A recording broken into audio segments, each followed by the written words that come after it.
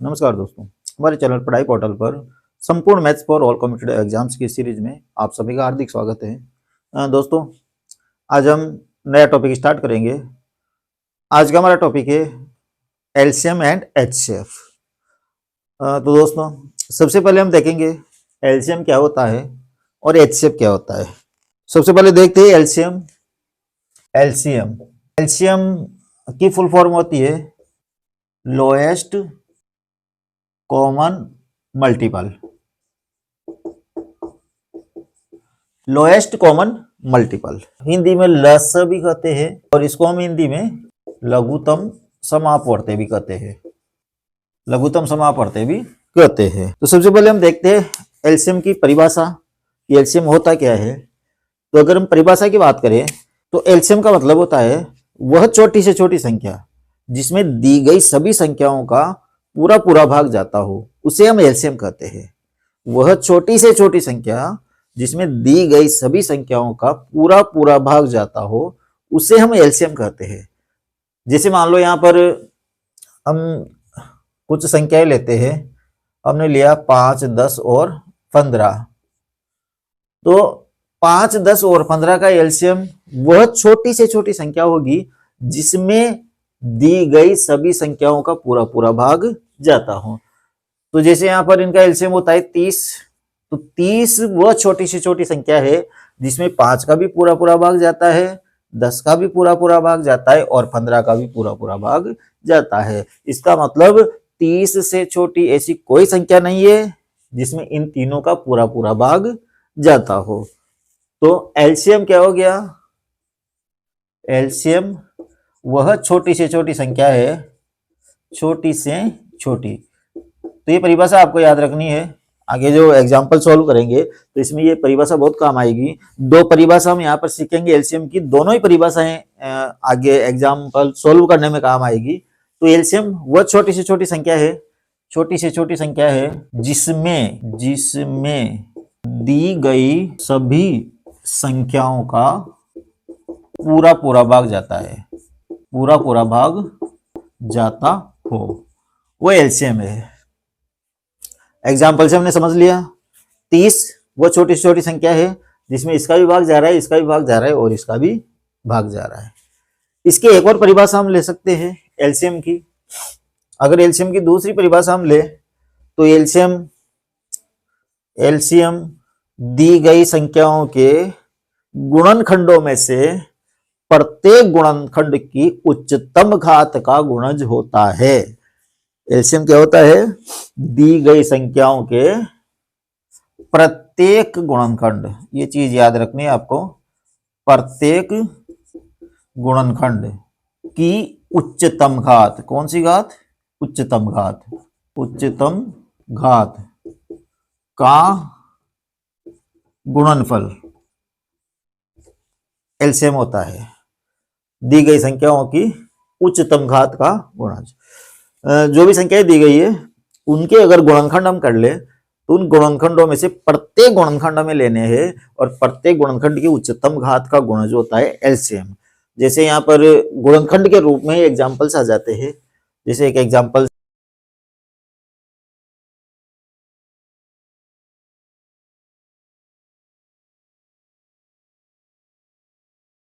और दो, ये 4 संख्याएं में दी गई है और वो कह रहा है कि इनका एलसीएम ज्ञात कीजिए। एलसीएम की जो हमारी परिभाषा है वो कहती है कि प्रत्येक गुणनखंड की उच्चतम घात का गुणनफल होता है एलसीएम। प्रत्येक गुणनखंड हमें लेना है। जिसे यहां से लेते हुए चलेंगे। अब ये पहला गुणनखंड है 2, 2 भी हमें लेना है। फिर 3 है तो 3 भी हमें लेना है। फिर 5 है तो 5 भी हमें लेना है। फिर 2 तो ले ही लिया, 3 भी ले लिया, 5 भी ले लिया। ये यहाँ से 2 ले लिया, 3 ले लिया, 5 ले लिया, 3 ले लिया, 5 ले लिया, यानी प्रत्येक गुणनखंड हमने ले लिया। जितने भी गुणनखंड दे रखे, यहाँ 2, 3, 5 है, यहाँ 2, 3, 5 है, यहाँ 2, 3, 5 है, यहाँ 3, 5 है, तो 2, 3, 5। अब इनकी उच्चतम घातें हमें ढूंढनी है।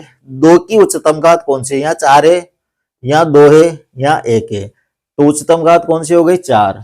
तो यहाँ पर क्या लिखेंगे, ये 4। फिर 3 की उच्चतम घात कौन सी है। यहाँ 3 है, यहाँ 2 है, यहाँ 2 है, यहाँ 1 है, उच्चतम 3 हो गई, तो ये उच्चतम हो गई 3। 5 की उच्चतम घात यहाँ 2 है, यहाँ 3 है, तो उच्चतम कौन सी हो गई, यहाँ एक है यहाँ दो है, उच्चतम कौन सी हो गई, 3। तो ये इसका इन संख्याओं का एलसीएम आ गया, इन संख्याओं का एलसीएम आ गया 2 की पावर 4 इंटू 3 की पावर 3 इंटू 5 की पावर 3। ऑप्शन में इस प्रकार से आपको आंसर मिल जाएगा। अगर इस प्रकार से आंसर नहीं मिलता है तो फिर इन सबको हम गुणा कर देंगे और गुणा करने के बाद जो आंसर आएगा वो हमारा आ जाएगा। अगर आंसर छोटा आ रहा है तो वो गुणनफल के रूप में दे सकता है, बाकी इस प्रकार से बड़ा आ रहा है तो आंसर भी इसी प्रकार से आपको मिलेगा।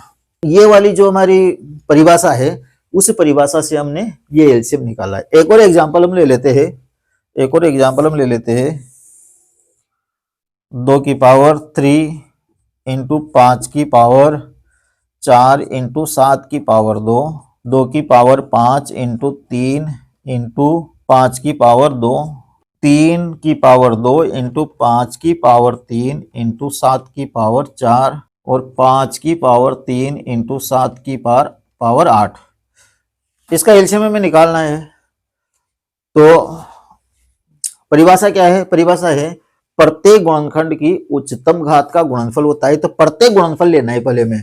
प्रत्येक, यहाँ 2 है, ये 2 ले लिया, 5 है 5 ले लिया, फिर यहाँ 7 है 7 ले लिया, फिर यहाँ 2 है 2 तो पहले ले लिया, 3 है पहले नहीं लिया था तो अब ये 3 भी लेंगे, 5 ऑलरेडी ले चुके हैं, 3 ऑलरेडी ले चुके हैं, 5 ले चुके हैं, 7 ले चुके हैं, 5 ले चुके हैं, 7 ले चुके हैं। अब क्या ढूंढना है हमें, इनकी उच्चतम घातें ढूंढनी है। प्रत्येक गुणनखंड की उच्चतम घात कौन सी है वो इन गुणनखंडों के ऊपर लगा देंगे और वही हमारा आंसर आ जाएगा। 2 की उच्चतम घात यहाँ पर 3 है, यहाँ 5 है और इधर 2 है ही नहीं, तो उच्चतम घात कौन सी हो गई, 5, तो यहाँ लगा देंगे 5।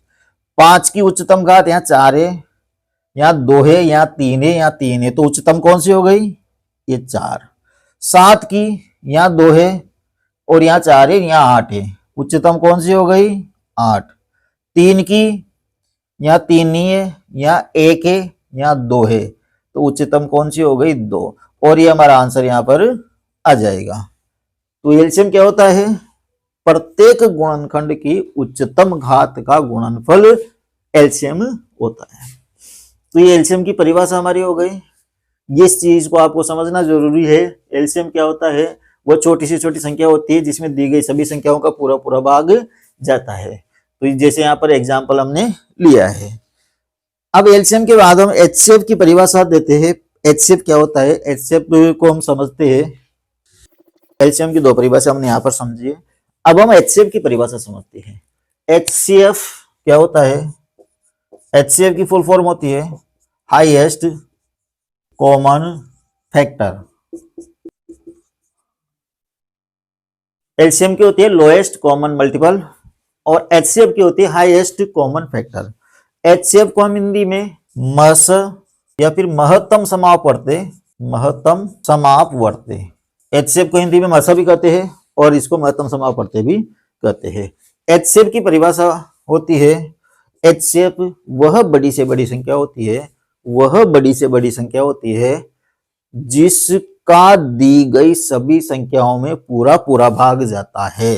अब यहाँ पर दोनों में हमें अंतर समझना है।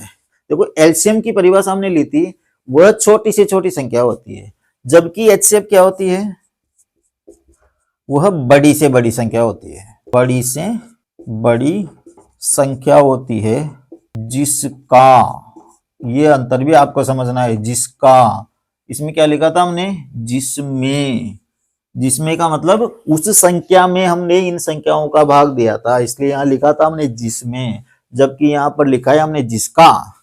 तो वह बड़ी से बड़ी संख्या जिसका दी गई सभी संख्याओं में पूरा पूरा भाग जाता है, पूरा पूरा भाग जाता हो, उसे हम एचसीएफ कहते हैं। वह बड़ी से बड़ी संख्या जिसका दी गई सभी संख्याओं में पूरा पूरा भाग जाता हो उसे हम एचसीएफ कहते हैं। ये छोटी से छोटी है। अब बड़ी से बड़ी, अगर इन तीनों की ही, इनका ही अगर हम एचसीएफ निकाले तो इनका एचसीएफ आता है 5, यानी 5 वह बड़ी से बड़ी संख्या है, ये एचसीएफ 5 और एलसीएम कितना आता है इसका 30। तो एचसीएफ वह बड़ी से बड़ी संख्या है जिसका दी गई सभी संख्याओं में पूरा पूरा भाग जाता है, यानी 5 में भी भाग जाता है, 10 में भी भाग जाता है और 15 में भी भाग जाता है। अंतर समझ में आया होगा आपको।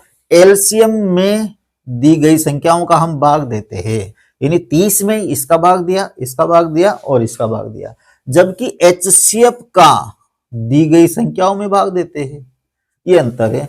यानी ये जो 5 बड़ी से बड़ी संख्या है, इसका हम इसमें भी भाग दे रहे हैं, इसमें भी भाग दे रहे हैं और इसमें भी भाग दे रहे हैं। 5 से बड़ी ऐसी कोई संख्या नहीं है जिसका इन तीनों संख्याओं में भाग जाता हो, क्योंकि यहाँ पर 5 आ गया और 5 से बड़ी संख्या का भाग 5 में तो जाएगा नहीं, इसलिए ये 5 ही ऐसी बड़ी से बड़ी संख्या है जिसका दी गई सभी संख्याओं में पूरा पूरा भाग जाता हो। तो ये बड़ी से बड़ी और छोटी से छोटी आपको समझना है। वैसे जो एलसीएम आएगा उसका मान ज्यादा रहेगा और एचसीएफ का मान छोटा रहेगा, लेकिन इसको कहेंगे क्या? बड़ी से बड़ी संख्या कहेंगे। यानी यह वह बड़ी से बड़ी संख्या है जिसका दी गई सभी संख्याओं में पूरा पूरा भाग जाता है, जबकि एलसीएम वह छोटी से छोटी संख्या है जिसमें दी गई सभी संख्याओं का पूरा पूरा भाग जाता है। तो ये एलसीएम और एचसीएफ का अंतर आपने समझ लिया होगा। तो ये इसकी परिभाषा हो गई। इसकी दूसरी परिभाषा, जैसे हमने इसकी दूसरी परिभाषा ली थी, ऐसे हम इसकी दूसरी परिभाषा अगर हम देखें तो दूसरी परिभाषा होती है, दी गई संख्याओं के गुणनखंड अगर हम कर देते हैं तो उन गुणनखंडों में से कॉमन गुणनखंडों की लोवेस्ट यानी कम से कम छोटी से छोटी घातों का गुणनफल होता है एचसीएफ। एचसीएफ क्या होता है? दी गई संख्याओं के गुणनखंडों में से कॉमन गुणनखंडों, यानी जो सभी में है, कॉमन गुणनखंडों की न्यूनतम घातों का गुणनफल होता है एचसीएफ। यहां पर हमने क्या लिया था? एलसीएम क्या था? एलसीएम था प्रत्येक गुणनखंड की उच्चतम घात का गुणनफल, जबकि एचसीएफ क्या है? एचसीएफ है केवल कॉमन गुणनखंडों की। कौन से गुणनखंड? कॉमन गुणनखंडों की न्यूनतम। एलसीएम क्या था? अधिकतम, और यहां पर क्या है? न्यूनतम घातों का गुणनफल। एचसीएफ है कॉमन गुणनखंडों की न्यूनतम घातों का गुणनफल। जैसे एग्जाम्पल हम लेते हैं, 2 की पावर 3 इंटू 3 की पावर 5 इंटू 7 की पावर 11, 2 की पावर 4 इंटू 3 की पावर 3 इंटू 5 की पावर 2, 3 की पावर 4 इंटू 5 की पावर 7 और 5 की पावर 8 इंटू 7 की पावर 11। ये संख्या हमें दे दी और वो कह रहा है कि इनका एचसीएफ ज्ञात कीजिए। क्या ज्ञात करना है हमें? एचसीएफ ज्ञात करना है। एचसीएफ ज्ञात करेंगे तो हमें पता है एचसीएफ क्या होता है। एचसीएफ होता है कॉमन गुणनखंडों की छोटी से छोटी यानी न्यूनतम घातों का गुणनफल होता है। तो हमें क्या चाहिए? कॉमन गुणनखंड चाहिए। कॉमन यानी जो इसमें भी हो, इसमें भी हो, इसमें भी हो और इसमें भी हो। प्रत्येक गुणनखंड यहाँ पर हमें नहीं लेना, केवल कॉमन गुणनखंड हमें लेना है। वहां पर हमने प्रत्येक गुणनखंड लिया था, जबकि यहाँ पर हम लेंगे केवल कॉमन गुणनखंड। जैसे 2 यहाँ है, 2 यहाँ है, लेकिन 2 यहाँ नहीं है, इसका मतलब हम 2 को नहीं लेंगे। दूसरी संख्या देखते हैं 3 यहाँ है, यहाँ है, यहाँ भी है और यहाँ भी है, इसका मतलब हम 3 को लेंगे।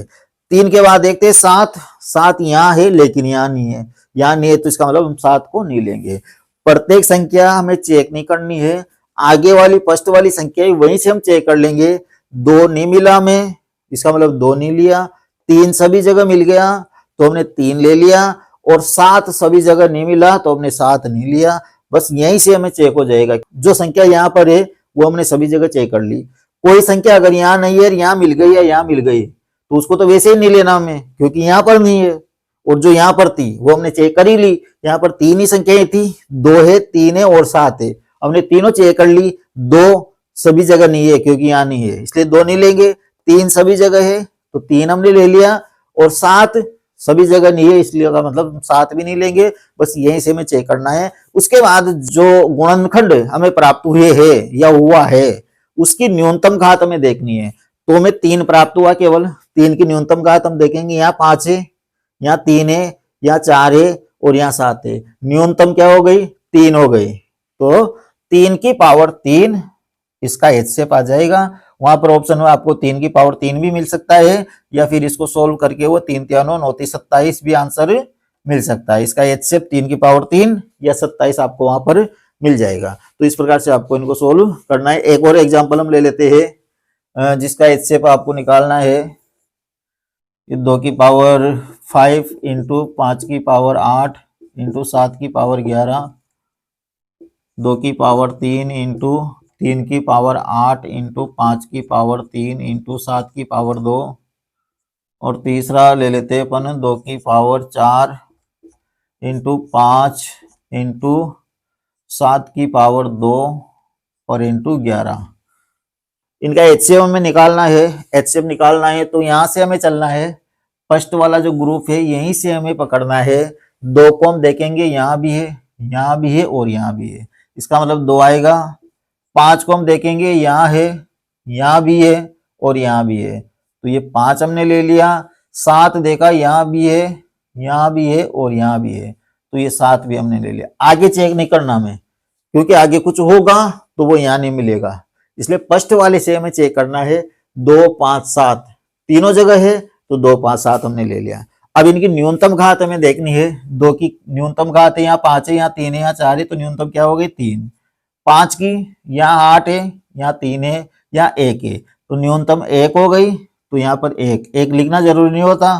7 देखेंगे, यहाँ 11 है, यहाँ 2 है, यहाँ 2 है, तो न्यूनतम क्या हो गई 2, और ये हमारा आंसर आ जाएगा।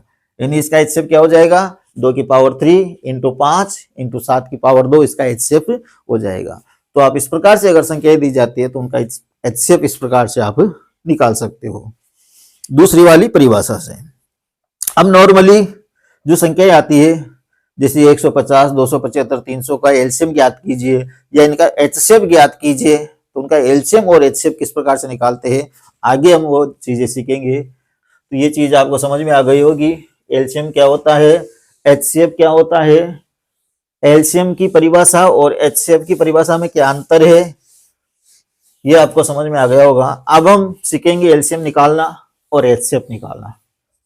85, 102 और 340 का LCM ज्ञात कीजिए।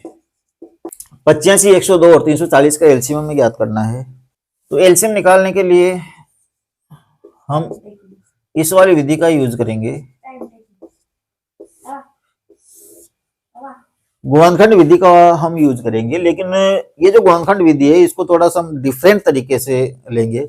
जैसे हमने अब तक LCM निकालना सीखा है, तब हम क्या करते हैं कि छोटी से छोटी संख्या से भाग देते हुए आते हैं। तो यहाँ पर हमें छोटी से छोटी संख्या से भाग नहीं देना। यहाँ से अगर हमें पता लग जाता है बड़ी से बड़ी संख्या, क्या इस बड़ी संख्या का भाग जा रहा है, तो शुरुआत ही बड़ी संख्या से करनी है। ये चीज आपको ध्यान रखनी है। दूसरी चीज है, शुरुआत में जब हम बड़ी संख्याओं का भाग देंगे तब ऐसी संख्या में ढूंढनी है जो जिसका भाग तीनों में जाता हो। तो इसे बहुत कम समय में हम LCM निकाल पाएंगे। जैसे मान लो यहाँ 85 है, यहाँ 102 है, यहाँ पर 340 है, तो 17 का भाग इसमें भी जा रहा है, 17 5 85, 17 6 102, और ये 34 में भी जा रहा है, 17 दूनी 34। इसका मतलब तीनों में 17 का भाग जा रहा है, तो हम डायरेक्ट 17 का भाग देंगे। अगर आपको यहाँ पर ढूंढने में दिक्कत आती है कि 17 का भाग जा रहा है या नहीं जा रहा है, तब आप आराम से 3 या 2 जिसका भी तीनों में भाग जा रहा हो, तीनों में जाना चाहिए, उसका भाग आप दे सकते हो। तो हमें यहाँ पर पता लग गया कि 17 का भाग सभी में जा रहा है, तो हम 17 से भाग देंगे। 17 5 के 85, 17 6 के 102 और 17 दूनी 34। ये 17 से हमने स्टार्ट किया। इसके बाद 5 यहाँ है, 20 यहाँ है, 5 का भाग इन दोनों में जा रहा है, तो हम कहां से देंगे, सीधे 5 का भाग देंगे। 5 एकम 5, 6 में नहीं जा रहा, इसको जैसा का जैसा लिख दो, 5 के 20। अब इसके बाद हम लेंगे 2 का भाग। 2 का भाग इसमें भी जा रहा है, इसमें भी जा रहा है, 2 3 6 और 2 दूनी 4। बस इतना आपको करना है। लास्ट में जो संख्या बची, अभाज्य संख्या ही बच गई जिसमें एक साथ किसी का भी भाग नहीं जा रहा है, तब लास्ट में इसको छोड़ देंगे और उसके बाद जो संख्या हमारी आई है उनको नीचे तक आपस में गुणा कर लेंगे और ये हमारा LCM आ जाएगा। तो इस प्रकार से आपको LCM निकालना है। तो इसका LCM अगर हम निकालें तो यहां से चलेंगे 17 इंटू 5 इंटू 2 इंटू 3 इंटू 2, ये इसका LCM आ जाएगा। तो देखो यहाँ पर 5 दूनी 10 होते हैं, ये 5 दूनी 10, और अगर इनको गुणा करते हैं अपन 3 दूनी 6 होते हैं, ये 5 दूनी 10 हो गए, ये 3 दूनी 6 हो गए। 17 को 6 से गुणा कर लो, 17 छक्के 102 अभी किया था अपन ने, तो 17 को 6 से गुणा किया तो 102 और इस 102 को इस 10 से गुणा किया तो 1020, ये 1020 इसका एलसीएम आ जाएगा। तो इस प्रकार से आपको एलसीएम निकालना है। एक और एग्जांपल हम लेते हैं, 500, 450 और 180 का एलसीएम ज्ञात कीजिए। यहां भी जीरो है, यहां भी जीरो है, यहां भी जीरो है, इसका मतलब 10 का भाग सभी में चला जाएगा, तो हम सीधे 10 से भाग देंगे। यहाँ 2 से 3 से 5 से भाग नहीं देंगे, सीधे 10 से भाग देंगे। ये चीज आपको ध्यान रखनी है, क्योंकि 10 का भाग इसमें भी जा रहा है, इसमें भी जा रहा है, इसमें भी जा रहा है, यहाँ भी जीरो है, यहाँ भी जीरो है और यहाँ भी जीरो है। 10 का भाग दिया तो यहाँ कितने बचे, ये 50, यहाँ कितने बचे 45 और यहाँ कितने बचे 18, ये 18 यहाँ पर बच गए। इसके बाद यहाँ 45 है, यहाँ 50 है, इसका मतलब 5 का भाग इसमें भी जाएगा, इसमें भी जाएगा, तो हम क्या कर लेंगे, सीधा 5 का भाग दे लेंगे। ये 5 दाई के 50, 5 नाम के 45, इसमें नहीं जा रहा तो इसको आप जैसा का जैसा ही लिख दो। इसके बाद 9 का भाग इन दोनों में जा रहा है, तो सीधे 9 का भाग दे लो। 10 को जैसा का जैसा ही लिख दो, 9 एकम 9, 9 दूनी 18। अब 2 का भाग जा रहा है, 2 पंजे 10 और 2 एकम 2। इस प्रकार से आपको करना है। तो बड़ी संख्या से स्टार्ट करना है, छोटी से करेंगे तो बहुत लंबा हो जाएगा, बड़ी से करेंगे तो बहुत जल्दी हम इसको कर पाएंगे। तो बड़ी संख्या से हमें स्टार्ट करना है। पहले कोशिश करनी है कि ऐसी संख्या ले जिसका तीनों संख्याओं में भाग जाए, तो ये हमने 10 ले लिया, 10 का तीनों संख्याओं में भाग जा रहा है। इसके बाद हम ऐसी संख्या लेंगे, अगर फिर भी अगर तीनों संख्याओं में किसी संख्या का भाग जा रहा हो तो हम उसका देते, लेकिन यहाँ पर तीनों संख्याओं में नहीं जा रहा, क्योंकि यहाँ 18 है, तो यहाँ 45 है, यहाँ 50 है, तो फिर हमने किसका भाग दिया, 5 का दिया, यानी 2 में जिसका भाग जा रहा है उसका दिया। तो इन 2 संख्याओं में 5 का भाग जा रहा है, तो 5 का भाग दे लिया, 18 को जैसा का जैसा ही लिख दिया। फिर यहाँ पर 2 संख्याओं में 9 का भाग जा रहा है, तो हमने 9 का भाग दे लिया, 10 को जैसा का जैसा ही लिख दिया। अब यहाँ पर 2 और 10 बचे, तो 2 का भाग दे लिया, 2 पंजे 10, 2 एकम 2। अब जो ये संख्या है इनको आपस में गुणा कर लो, आपस में गुणा कर लेंगे, 10 इंटू 5 इंटू 9 इंटू 2 इंटू 5, तो ये देखो, ये 5 दूनी 10 कर लो, 5 नाम के 45 कर लो। अब आराम से इनको हम गुणा कर सकते हैं। ये 10 को 10 से गुणा करेंगे तो 100 और 100 को 45 से गुणा करेंगे तो 4500। हमारा आंसर कितना आ जाएगा, ये 4500 हमारा आंसर आ जाएगा। यानी 4500 वो छोटी से छोटी संख्या है जिसमें दी गई सभी संख्याओं का पूरा पूरा भाग जा रहा है। अब हम एचसीएफ की बात करते हैं।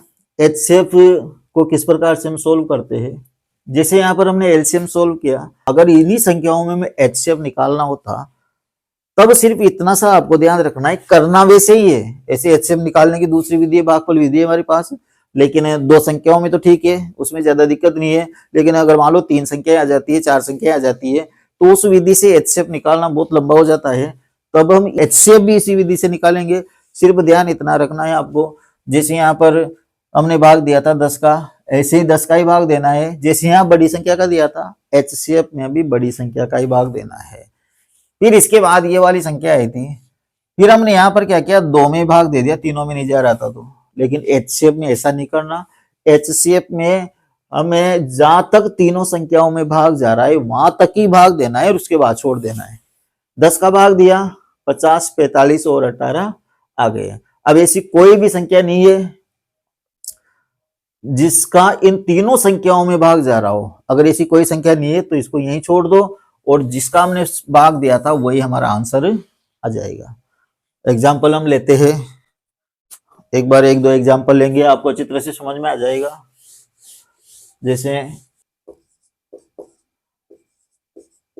150, 210, 270, इनका एचसीएफ हमें निकालना है। एचसीएफ हमें निकालना है। यहाँ भी 0 है, यहाँ भी 0 है, यहाँ भी 0 है, तो बड़ी से बड़ी संख्या का हम भाग देंगे। ऐसा नहीं कि बड़ी से बड़ी संख्या का दें, छोटी का भी दे सकते हैं, लेकिन हम कोशिश करेंगे कि जितनी बड़ी संख्या होगी उतना ही जल्दी हम इसको सोल्व कर पाएंगे। तो यहाँ पर हमें दिख रहा है 10 का इसमें भी जाएगा, इसमें भी जाएगा, इसमें भी जाएगा, तो हम सीधे 10 का भाग दे लेंगे। 10 का भाग देते हैं, यहाँ पर कितने बच के 15, यहाँ कितने बचे 21 और यहाँ कितने बचे 27। अब 3 का भाग इन सभी में जा रहा है तो हम 3 का भाग देंगे, 3 पंजे 15, 3 7 21 और 3 आम के 27। अब किसी भी संख्या का तीनों में भाग नहीं जा रहा, इसमें इसमें और इसमें तीनों में भाग जा रहा हो, ऐसी कोई संख्या नहीं है। कोई संख्या नहीं है तो इसको यहीं छोड़ दो और जो इधर जो लिखा है ये हमारा आंसर हो जाएगा। इसका एचसीएफ क्या हो जाएगा, 10 इंटू 3, 10 को 3 से गुणा करेंगे 30 और ये हमारा एचसीएफ हो गया। तो एलसीएम से ज्यादा आसान है एचसीएफ निकालना इस विधि से, एलसीएम से ज्यादा आसान है एचसीएफ निकालना इस विधि से। ये जो कॉमन जो चीजें है, ये कॉमन चीज, यही कॉमन फैक्टर ही एचसीएफ होता है और ये कॉमन हमने यहां पर ले लिया। नेक्स्ट एग्जांपल, 525, 945 और 1050 का एचसीएफ हमें निकालना है, बड़ी से बड़ी संख्या। तो देखो यहाँ पर 10, यहाँ तो 10 का भाग जा रहा था, लेकिन यहाँ पर हमें यहाँ 5 दिख रहा है, यहाँ 5 दिख रहा है, यहाँ 0 दिख रहा है। इसका मतलब इन तीनों में किसका भाग चला जाएगा, 5 का भाग चला जाएगा। तो इसे बड़ी संख्या का भी जा सकता है, लेकिन इतना ढूंढने का टाइम नहीं है। देखते ही जो हमें सबसे पहले लगे कि हाँ ये बड़ी संख्या है, इसका भाग चला जाएगा, उसी का दे लो। तो 5 का सब में जा रहा है तो 5 का दे लिया हमने। ये 5 एकम 5, 0 50 25, 5 एकम 5, 4 बचे, 5 वाटे 40, 5 नाम के 45, 5 दूनी 10, 5 एकम 5 0। इसके बाद 3 का भाग सब में चला जाएगा क्योंकि 2 और 1 3, योग 3 हो रहा है। 9 और 8 17 और 1 18, 18 में भी 3 का भाग जा रहा है। 5 और 1 6, 6 में भी 3 का भाग जा रहा है। तो इसका मतलब इन सभी में 3 का भाग चला जाएगा। 3 का भाग हम देंगे, 3 3 9, 1 बचा, 3 पंजे 15, 3 6 18, 3 3 9, 3 7 21 0। फिर हम देख पा रहे हैं कि 7 का भाग इन तीनों में जा रहा है। 7 पंजे 35, 7 नाम 63, 7 दाई के 70। तो 7 का भाग दे लो, 7 पंजे 35, 7 नाम के 63, 7 दाई के 70। अब ऐसी कोई संख्या नहीं है जिसका इन तीनों में भाग जाता हो, क्योंकि यहाँ 9 आ गए, तो इसका मतलब ऐसी कोई संख्या नहीं है जिसका 5 9 और 10 तीनों में भाग जाता हो। तो इसको यहीं छोड़ देंगे और ऊपर जो आया है यही हमारा आंसर होगा और इसका एचसीएफ हो जाएगा 5 इंटू 3 इंटू 7, 5 तिया 15, 15 7 के 105 और ये 105 हमारा आंसर आ जाएगा। तो इस प्रकार से आपको एचसीएफ निकालना है, ऐसे एलसीएम निकालना है, ऐसे एचसीएफ आपको निकालना है। तो आप एलसीएम और एचसीएफ निकालना सीख गए होंगे। नेक्स्ट आगे हम चलते हैं, भिन्नों का एलसीएम किस प्रकार से निकालते हैं और भिन्नों का एचसीएफ किस प्रकार से निकालते हैं। अगर किसी भिन्न का एलसीएम हमें निकालना है, भिन्न का एलसीएम अगर हमें निकालना है, तब हम क्या करेंगे, भिन्न में अंश होता है, ऊपर वाली संख्याओं को हम अंश कहते हैं, नीचे वाली संख्याओं को हम हर कहते हैं। तो भिन्न का एलसीएम अगर हमें निकालना है तो ऊपर वाली संख्याओं का, जिसको हम क्या करते हैं अंश, तो अंशों का एलसीएम निकालेंगे, जबकि जो हर दे रखे नीचे उनका हम एचसीएफ निकालेंगे। यानी निकालना तो हमें एलसीएम ही है। भिन्न का अगर आपको एलसीएम भी निकालना है तो भी एलसीएम और एचसीएफ दोनों का यूज करना पड़ेगा। अगर किन्हीं भिन्नों का एलसीएम निकालना है तो उन भिन्नों के जो अंश है उन अंशों का एलसीएम निकालेंगे और जो हर है उन हरों का एचसीएफ निकालेंगे और वो हमारा उस भिन्नों का एलसीएम होगा। अगर हमें भिन्नों का एचसीएफ निकालना है, भिन्नों का अगर हमें एचसीएफ निकालना है तो एचसीएफ निकालने के लिए हम क्या करेंगे, अंशों का एचसीएफ निकालेंगे, जबकि हरों का एलसीएम हम निकालेंगे। यहां पर आपको ध्यान देना है, समझना है, जब हमको एलसीएम निकालना है तो ये अंशों का एलसीएम निकालेंगे और बाकी बची हर उसका जो नहीं निकलवा रहा यानी एचसीएफ वो निकालेंगे। जब हमें एचसीएफ निकालना है तो अंशों का एचसीएफ निकालेंगे और हरों का जो नहीं निकलवा रहा एलसीएम वो निकालेंगे। कुल मिलाकर अगर एलसीएम निकालना है तो अंशों का एलसीएम निकालेंगे, अगर एचसीएफ निकालना है तो अंशों का एचसीएफ निकालेंगे और बाकी नीचे वाली संख्या बची, दोनों में नीचे वाली जो बची हर, उनका वो निकालना है जो नहीं निकलवा रहा।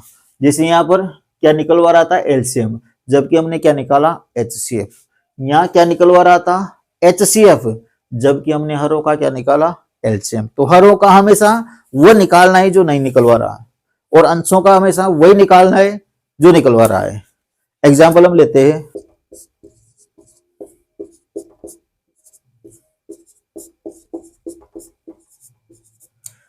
15/20, 5/6, 3/4 और 15/22 का एलसीएम ज्ञात कीजिए।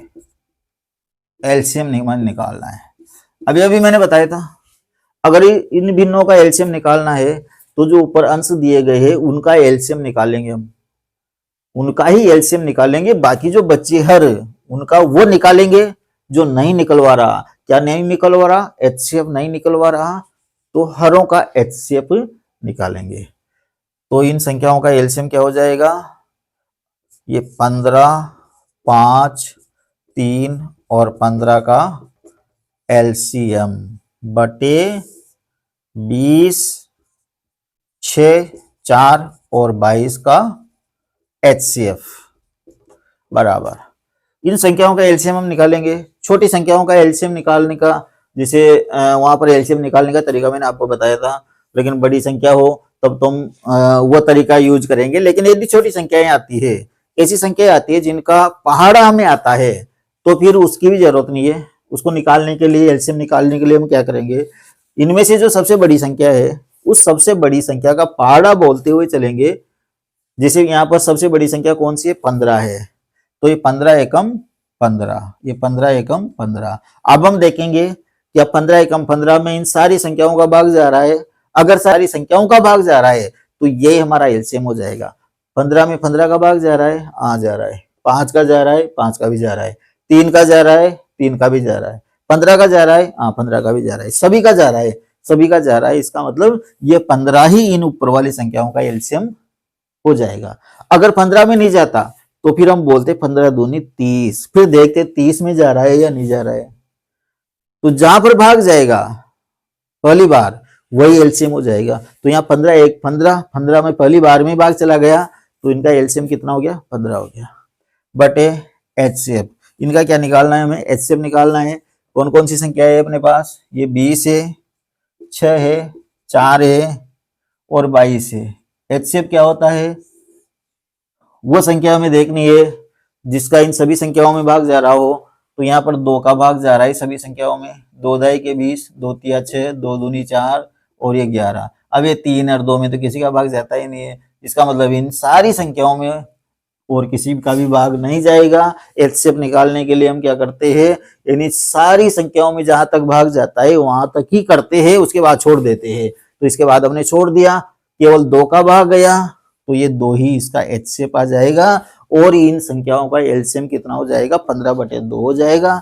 तो वहां पर आपको आंसर 15/2 मिल जाएगा, या 15 में 2 का भाग देंगे तो 2 7 14, 7 सही 1/2 आपको आंसर वहां पर मिल जाएगा, या 7.5 आपको आंसर मिल जाएगा। एलसीएम निकालना समझ गए होंगे भिन्नों का। अब हम भिन्नों का एचसीएफ निकालना सीखेंगे।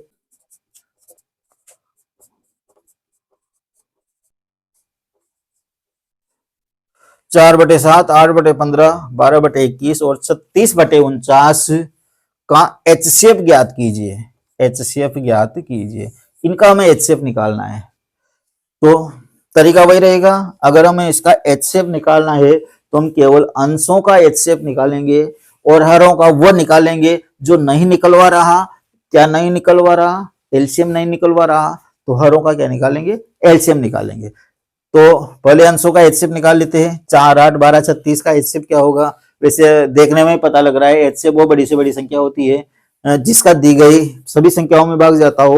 तो ये 4 सबसे बड़ी संख्या है, क्योंकि 4 से बड़ी संख्या का तो 4 में भाग जाएगा ही नहीं। इसका मतलब ये 4 ही सबसे बड़ी संख्या है जिसका 4 में भी जा रहा है, 8 में भी जा रहा है, 12 में भी जा रहा है, 36 में भी जा रहा है। तो 4 इसका एचसीएफ आ जाएगा। फिर भी अगर आपको दिक्कत हो तो आप इस प्रकार से निकाल लेना, ये 4, 8, 12 और 36 क्या करते हैं हम उस संख्या का भाग देते हैं जिसका इन सभी संख्याओं में जा रहा हो। तो 4 का सभी में भाग जा रहा है, 4 एकम 4, 4 दूनी 8, 4 तिया 12 और 4 नाम के 36। अब 1, 2, 3 इनमें किसी भी संख्या का भाग नहीं जाएगा, नहीं जाएगा। इसका मतलब इसको यहीं छोड़ देंगे। क्या आया, 4 आया और इसका एचसीएफ कितना आ गया, 4 आ गया। तो अंशों का तो क्या निकाल लिया हमने, एचसीएफ निकाल लिया। अब हरों का क्या निकालेंगे, एलसीएम निकालेंगे। 7, 15, 21 और 49। यहाँ पर 49 का पार्ट हमें नहीं आता है, तो फिर हम इस तरीके से एलसीएम निकालेंगे। ये लिख दिया हमने 7, 15, 21 और 49, भाग देंगे। ऐसी कोई संख्या नहीं है जिसका सभी में भाग जा रहा हो, इसका मतलब जिसका अधिकतर में जा रहा है उसमें देंगे। जैसे 49 में भी 7 का जा रहा है, 7 में भी जा रहा है, 21 में भी जा रहा है, तो हम 7 का भाग दे लेते हैं। 7 एकम 7, 15 में नहीं जा रहा, जैसा का जैसा लिख दो, 7 या 21 और 7 7 के 49। फिर 3 का जा रहा है इन दोनों में, 3 का दे लो। तो ये एक को तो बार बार लिखना जरूरी नहीं है। 3 पंजे 15, 3 एकम 3 और ये 7। अब किसी भी संख्या का नहीं जाएगा, अभाज्य संख्या ही बच गई। यहाँ 5 बच गए, यहाँ 7 बच गए। एलसीएम में क्या करते हैं हम, यहाँ से यहाँ तक पूरी संख्या लेते हैं। तो एलसीएम कितना हो जाएगा, 7 इंटू 3 इंटू 5 इंटू 7, ये इसका एलसीएम हो जाएगा। 7 को 7 से गुणा कर लो, 7 7 49। फिर 5 को 3 से गुणा कर लो, 15। 15 को 49 से गुणा कर लो, 15 नाम के 135, हासिल के 13 और 15 चौको 60 और 13 73, कितने आ गए, 735। 4/735 ये हमारा आंसर आ जाएगा। तो इन संख्याओं का एचसीएफ कितना हो गया, 4/735 हो गया। 4/735 हमारा आंसर आ जाएगा। तो इस प्रकार से आपको भिन्नों का एलसीएम और भिन्नों का एचसीएफ निकालना है। अब हम बात करते हैं दशमलव संख्याओं का एलसीएम और एचसीएफ किस प्रकार से निकाला जाता है। तो नेक्स्ट हम दशमलव संख्याओं का एलसीएम और एचसीएफ निकालना सीखेंगे। आज हम सिर्फ एलसीएम और एचसीएफ निकालना सीखेंगे। तो लास्ट दशमलव संख्या ही बची हमारे पास, दशमलव संख्याओं का एलसीएम और एचसीएफ निकाल लेते हैं।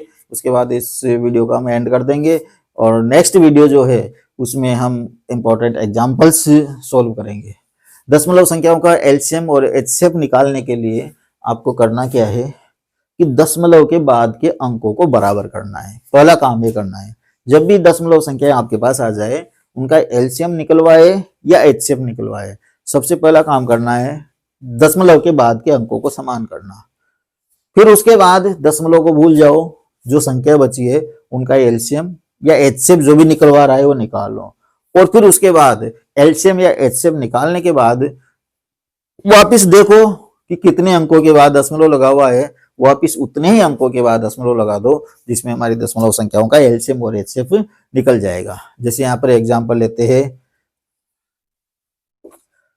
4.5, 1.25 और 0.375 का एलसीएम निकालना है।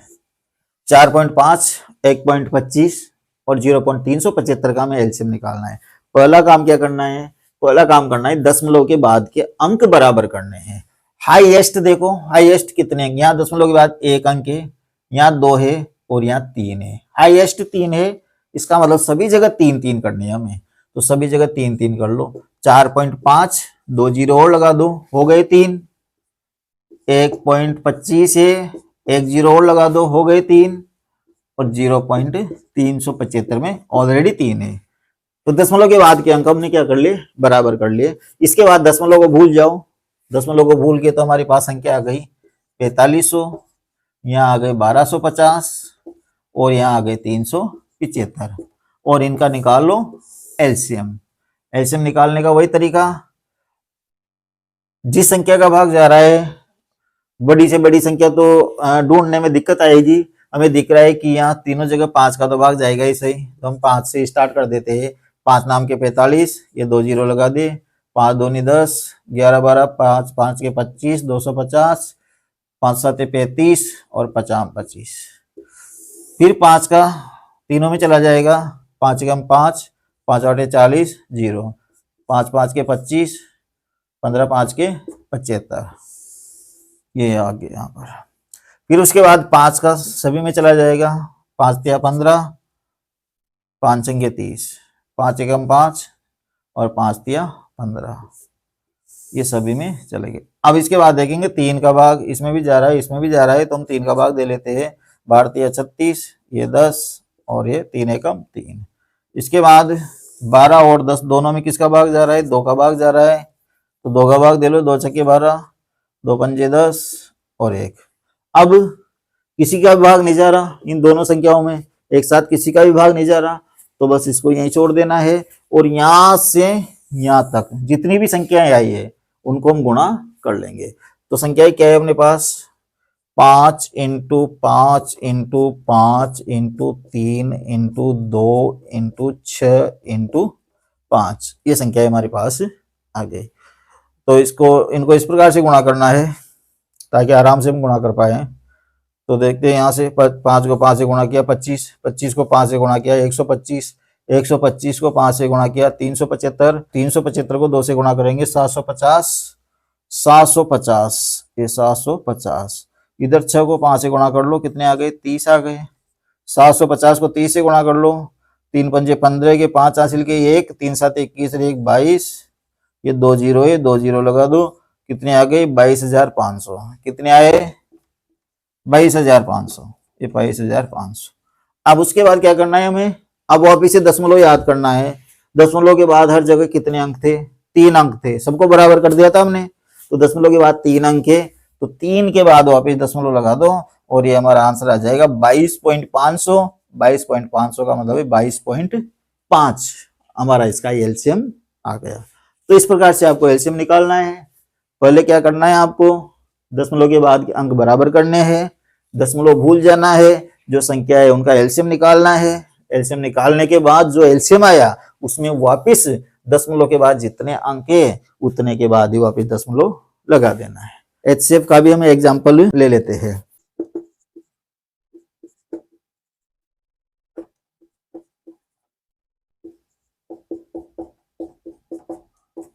जीरो 0.24, 7.2, 0.048, इसका एचसीएफ हमें निकालना है। पहला काम क्या करना है हमें?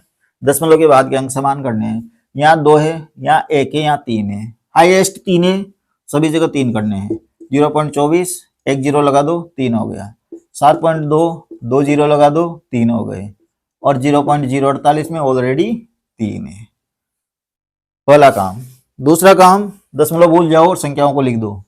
ये दशमलव भूल गए और संख्या जो भी है वो लिख दी हमने ये यहाँ पर, और उसका एचसीएफ निकाल। अब देखो यहाँ 24, 72, 48 है, तो ये हमें पता लग रहा है, ऐसे देखते हैं कि 24 का भाग तीनों में चला जाएगा, 24 में भी चला जाएगा, 72 में भी चला जाएगा, 48 में भी चला जाएगा। हम तो डायरेक्ट किसका भाग दे लेंगे? 24 का भाग दे लेंगे। 24 से कम 24 10 बार गया, 24 तिया 72 300 बार गया, और 24 दूनी 48।